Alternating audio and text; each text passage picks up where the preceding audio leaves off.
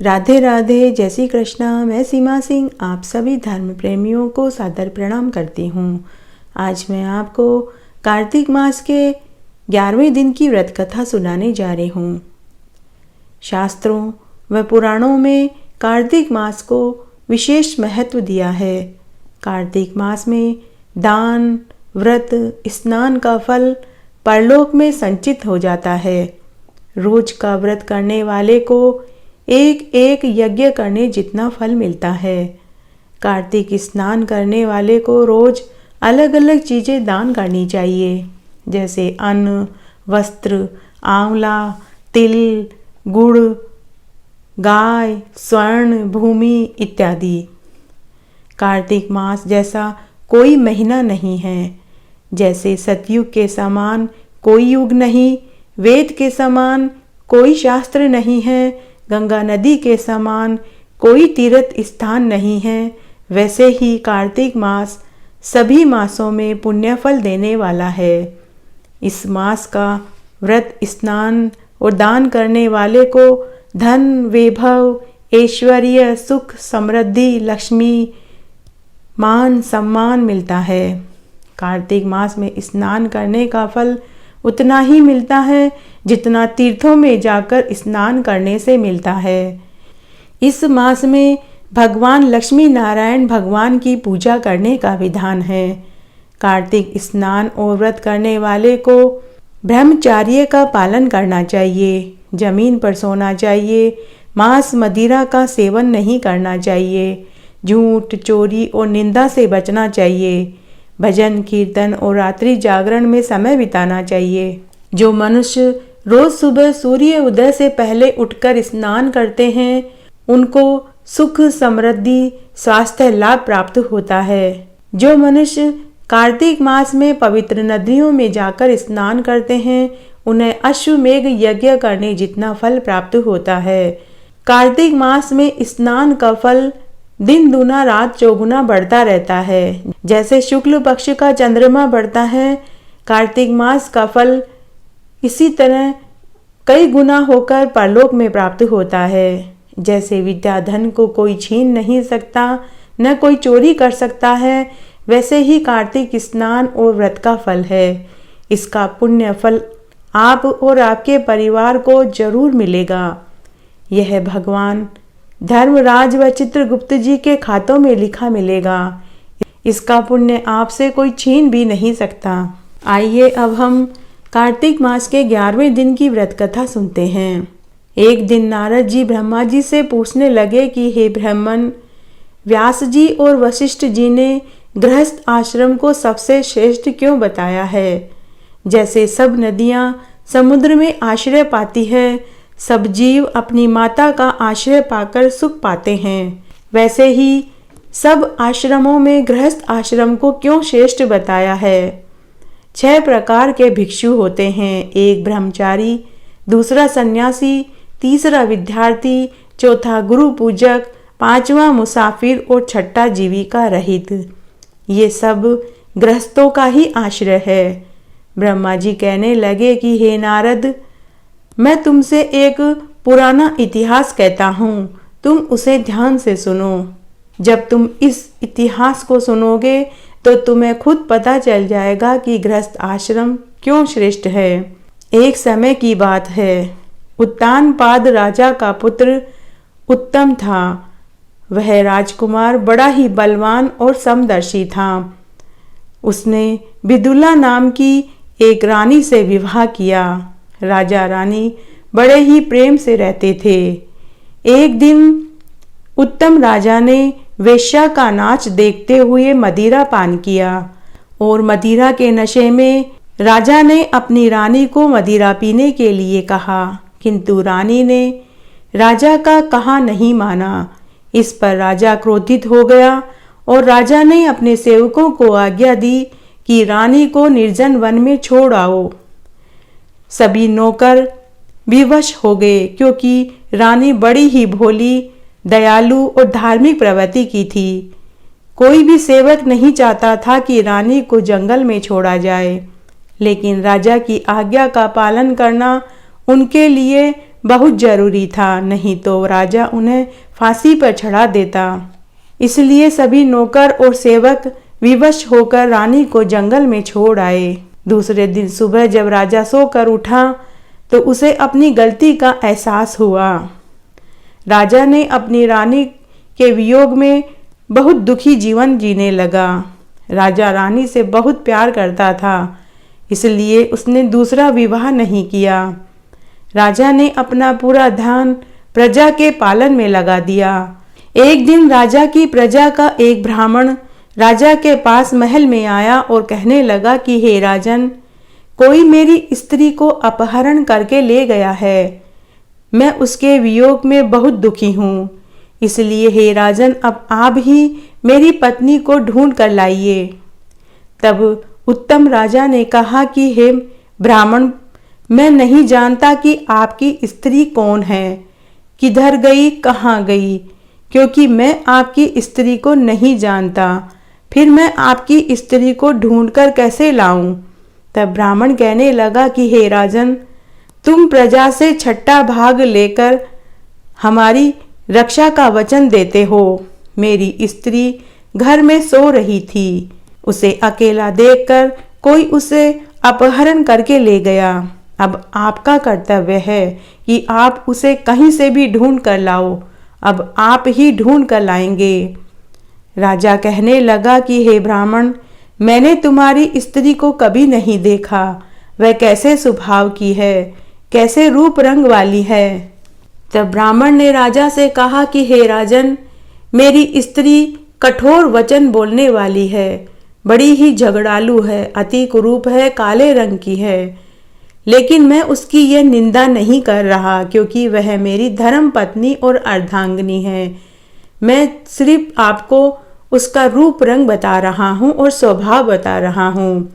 तब राजा ब्राह्मण से कहने लगा कि हे विप्र, जब तुम्हारी स्त्री इतनी कुरूप है, इतने कठोर स्वभाव की है, फिर तुम उसे क्यों घर लाना चाहते हो? मैं तुमको अति सुंदर कल्याणकारी स्वभाव वाली स्त्री लाकर देता हूँ। तब ब्राह्मण राजा से कहने लगा कि हे राजन, वह स्त्री मेरी धर्म कर्म की अर्धांगिनी है, उसकी रक्षा करना मेरा परम धर्म है। जो पुरुष स्त्री की रक्षा नहीं करता, उसे वर्ण संकर संतान पैदा होती है, उसके पितर नरक में वास करते हैं और उसकी 7 पीढ़ी निर्धनता को भोगती है। और जो मनुष्य वेश्यागामी होता है, उसका कहीं कल्याण नहीं होता। जो मनुष्य ऋतु काल के पश्चात स्त्री संभोग नहीं करता, उसे महान कष्ट भोगना पड़ता है। ब्राह्मण के ऐसे वचन सुनकर राजा शस्त्र लेकर रथ पर सवार होकर सभी दिशाओं में घूम फिरकर ब्राह्मण की स्त्री को खोजने में लग गया। इस तरह कई दिनों तक राजा वन वन भटकता रहा। तब एक दिन वह एक जंगल में पहुंचा। वहां एक आश्रम था। उस आश्रम में कुशा के ऊपर एक महान तपस्वी ऋषि बैठा तपस्या कर रहा था। राजा उस आश्रम में गया। ऋषि ने राजा को देखकर उसका कोई आदर सत्कार नहीं किया। तब ऋषि ने राजा से कहा कि हे राजन, तुम राजा उत्तानपाद के पुत्र हो, मगर तुम यहाँ किस कारण आए हो? तब राजा ने कहा कि हे मुनि तपस्वी, मेरी प्रजा में एक ब्राह्मण है, उसकी स्त्री को कोई अपहरण करके ले गया है। मैं उसी की खोज में इधर उधर भटक रहा हूँ, परंतु मुझे बहुत महान आश्चर्य हो रहा है। आपने न तो मेरा आदर सत्कार किया और न ही मुझे अर्घ्य आदि कुछ दिया। इसका क्या कारण है? तब ऋषि ने राजा से कहा कि हे राजन, तुम अर्ध योग्य नहीं हो, न ही तुम किसी प्रकार के आदर सत्कार के योग्य हो, क्योंकि तुमने अपनी विवाहित निरपराध स्त्री को वन में त्याग दिया। जहाँ स्त्री का यह धर्म है कि वह अपने पति की तन मन से सेवा करे, उसकी आज्ञा का पालन करे, वहीं पुरुष का भी यह परम धर्म है कि वह अपनी पत्नी का मान सम्मान करे, उसकी रक्षा करे। जिस घर में स्त्रियों का मान नहीं होता, वहां देवता वास नहीं करते। जिस घर में स्त्रियों का अनादर होता है, उस पुरुष का कहीं कल्याण नहीं होता। उस घर में लक्ष्मी का वास नहीं होता, वह घर भूत प्रेतों का डेरा होता है। इतना सुनकर राजा लज्जित हो गया। थोड़ी देर बाद राजा ऋषि से पूछने लगा कि हे भगवान, आप भूत भविष्य वर्तमान तीनों कालों का हाल जानने वाले हो, तो कृपा करके बतलाइए कि ब्राह्मण की स्त्री को कौन और कहाँ अपहरण करके ले गया। तब ऋषि ने कहा कि हे राजन, आदि का पुत्र बलाक नामक राक्षस ब्राह्मणी को उत्पल्लावर्त वन में अपहरण करके ले गया है। तो तुम जाओ और उसे ढूंढ कर लाओ और ब्राह्मण से उसे मिला दो। तब राजा ने तपस्वी मुनि को प्रणाम किया और रथ पर सवार होकर मुनि के बताए हुए स्थान पर जा पहुंचा। वहां जाकर राजा ने देखा कि एक स्त्री वील पत्र खा रही थी। जैसा ब्राह्मण ने उसका रूप रंग बताया था वह वैसी ही दिखाई दे रही थी। तब राजा ने उस स्त्री से कहा कि हे कल्याणी, तुम इस वन में क्या कर रही हो। ब्राह्मणी कहने लगी कि हे महाराज, मैं अतिरात्र नामक ब्राह्मण की पुत्री और विलास पुत्र की स्त्री हूँ। मैं अपने घर में अकेली सो रही थी। यह बलाक नाम का राक्षस मेरा अपहरण करके यहाँ ले आया है। यद्यपि इसने मेरा किसी तरह से कोई कष्ट नहीं दिया, नहीं इसने मेरा सतीत्व नष्ट किया है, परंतु फिर भी मैं यहाँ बहुत दुख पा रही हूँ। तब राजा ने कहा कि हे ब्राह्मणी, वह राक्षस कहाँ गया, तुम मुझे उसका पता बताओ। तब ब्राह्मणी ने कहा कि वह राक्षस उस गुफा के अंदर है। राजा ने ब्राह्मणी के बताए हुए स्थान पर राक्षस के पास गुफा के अंदर गया। राक्षस ने राजा को देखते ही उसके चरणों में नतमस्तक हो गया और राक्षस कहने लगा कि हे राजन, आप यहाँ क्यों आए हैं, मैं आपका क्या काम करूं, आप मुझे आज्ञा दीजिए। राजा ने कहा कि हे निशाचर, तू उस ब्राह्मणी को यहाँ क्यों अपहरण करके लाया। यदि उसको स्त्री बनाना चाहता है तो वह तो अत्यंत कुरूप और कठोर स्वभाव वाली है, और यदि तू उसे खाना चाहता है तो तुम मुझे बताओ। तब राक्षस कहने लगा कि हे राजन, मेरे घर में बहुत सी सुंदर सुंदर अप्सराएं हैं, उनको छोड़कर मैं इस कुरूप से क्यों भोग करूंगा। और दूसरा, मैं मांसाहारी नहीं हूँ। यद्यपि मैं एक राक्षस हूँ, लेकिन मैं एक शाकाहारी राक्षस हूँ। मैं तो केवल पूर्व जन्म के पापों का प्रायश्चित कर रहा हूँ। इस ब्राह्मणी को अपहरण करके लाने का मकसद मेरा एक ही है, वह मैं तुम्हें बताता हूँ। इसका पति राक्षसों को मारने का मंत्र जानता है। जब हम यज्ञ के अन्न को ग्रहण करने के लिए जाते हैं तो इसका पति हमें वहां से भगा देता है। इसका पति एक आचार्य है, तो उस ब्राह्मण को दुखी करने के लिए ही मैंने उसकी स्त्री का अपहरण किया है, क्योंकि बिन स्त्री के पुरुष कर्म करने के योग्य नहीं रहता। ऐसा सुनकर राजा विचार करने लगा कि यह राक्षस भी मेरी निंदा कर रहा है, जैसे मुनि ने करी थी। राजा अपने मन में विचार कर ही रहा था कि तभी राक्षस हाथ जोड़कर राजा से कहने लगा कि हे राजन, अब आप प्रसन्नता पूर्वक मुझे आज्ञा दीजिए, मैं निश्चय ही उस आज्ञा का पालन करूंगा। तब राजा ने कहा कि हे निशाचर, तुम उस ब्राह्मणी को उसके घर वापस छोड़ कर आओ। तब राक्षस ने राजा से कहा कि हे राजन, मेरे लायक कोई और सेवा हो तो बताना, मैं आपकी जरूर मदद करूंगा। राजा की आज्ञा पाते ही वह राक्षस तुरंत उस ब्राह्मणी को उसके घर छोड़ने के लिए चल दिया। अब राजा अपने मन में विचार करने लगा कि मैंने अपनी स्त्री का त्याग करके बहुत बड़ा पाप किया है। अब मैं ऐसा कौन सा पुण्य कार्य करूं जिससे कि इस पाप से मैं दूर हो जाऊं। राजा ऐसा विचार करके रथ पर सवार होकर उसी मुनि के पास वापस गया। इस बार उस मुनि ने राजा का स्वागत किया, आदर सत्कार किया और जल पान दिया और खाने के लिए फल दिए। राजा को महान आश्चर्य हुआ। राजा ने मुनि से पूछा कि हे देवेंद्र, पिछली बार जब मैं आया था तब आपने मेरा आदर सत्कार नहीं किया, नहीं मुझे अर्घ्य और पाद दिया। इस बार आपने मेरा आदर सत्कार किया है और मुझे जल पान दिया और खाने के लिए फल भी दिए हैं।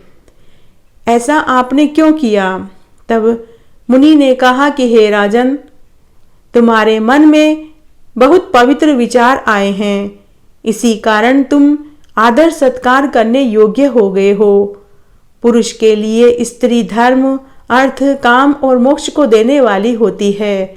उसके बिना पुरुष को इस लोक और परलोक में कोई सुख प्राप्त नहीं होता।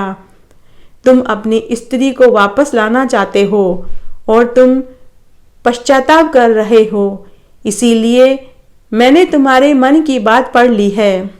स्त्री चाहे कैसी भी हो, कर्कशा, खोटे स्वभाव वाली, मूर्ख, रोगी, दरिद्र, कैसी भी हो, परंतु पति को उसका त्याग नहीं करना चाहिए। तब राजा कहने लगे कि हे देवेंद्र, मैंने अपनी पतिव्रता स्त्री को बिना अपराध ही त्याग दिया है, अब मैं क्या करूं? तब तपस्वी मुनि ने राजा से कहा कि हे राजन, तुम्हारी स्त्री इस समय पाताल लोक में है, वहां पर नागों ने उनको छिपा रखा है। तुम जाओ और अपनी स्त्री को छुड़ा कर लाओ और मान सम्मान से अपने साथ घर में रखो। तब राजा ने मुनि को नमस्कार किया और वापस अपने नगर में आ गया। नगर में आने के बाद राजा उस ब्राह्मण के घर में गया। ब्राह्मण अपनी स्त्री को देखकर परम आनंद को प्राप्त हो रहा था। जैसे ही ब्राह्मण ने राजा को देखा तो ब्राह्मण ने राजा को धन्यवाद दिया और ढेरों आशीर्वाद दिए। तब राजा अपने महल में आया और महल में आने के बाद राजा ने उस राक्षस को याद किया। तभी वहां राजा के पास वह राक्षस उपस्थित हो गया और राक्षस राजा से पूछने लगा कि हे राजन, मेरे लायक क्या सेवा है, मुझे बताइए, मैं उसे पूरा जरूर करूंगा। तब राजा ने राक्षस को पूरी बात बताई और कहा कि पाताल लोक में मेरी स्त्री है, तुम उसे लेकर आओ। उसके बाद वह राक्षस पाताल लोक में गया और वहां से राजा की स्त्री को लाकर राजा को सौंप दी। राजा ने अपनी रानी से अपनी गलती की क्षमा मांगी और राजा रानी बड़े प्यार से रहने लगे। 1 साल बाद राजा को एक सुंदर पुत्र पैदा हुआ और राजा और रानी इस जीवन का सुख भोग कर मरने पर स्वर्गलोक को प्राप्त हुए। ब्रह्मा जी जब नारद जी को कथा सुना रहे थे तो नारद जी बीच बीच में हुक्कारा भर रहे थे। तब ब्रह्मा जी नारद जी से कहते हैं कि हे नारद, मैंने तुम्हें गृहस्थ आश्रम का महात्म्य विस्तार पूर्वक सुनाया है, अब तुम बताओ गृहस्थ आश्रम श्रेष्ठ है या नहीं। इस तरह आज मैंने आपको कार्तिक मास के 11वें दिन की व्रत कथा सुनाई। आशा करती हूँ आपको ये जरूर पसंद आएगी। मेरे साथ बने रहने के लिए आपका धन्यवाद। आगे के महात्म्य के लिए भी आप इसी तरह मेरे साथ बने रहें। मैंने अपने चैनल पर धरती माता की कहानी भी डाल रखी है। कार्तिक मास की सभी कहानियों के साथ में धरती माता की कहानी जरूर सुननी चाहिए। अगर आपको धरती माता की कहानी सुननी है तो मैं डिस्क्रिप्शन बॉक्स में उसका लिंक छोड़ दूंगी, आप वहां से धरती माता की कहानी जरूर सुने और पुण्यफल कमाएं। धन्यवाद।